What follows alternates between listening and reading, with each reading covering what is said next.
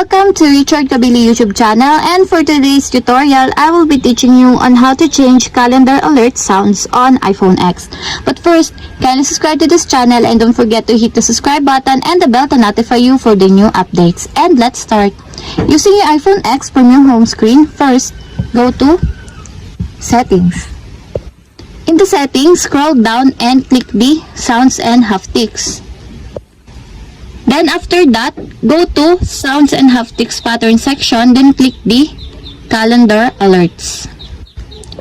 Then in the Calendar Alerts, if you want your sounds play with alert tones, then choose the kind of tones that you want in this part by putting a check mark on the side.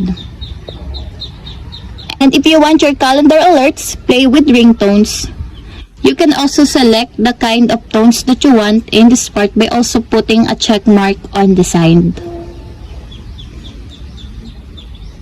And that's it. We have successfully changed calendar alert sounds on iPhone X. If you have a question, can you comment down below, and don't forget to hit the subscribe button and the bell to notify you for the new updates. And thank you for watching!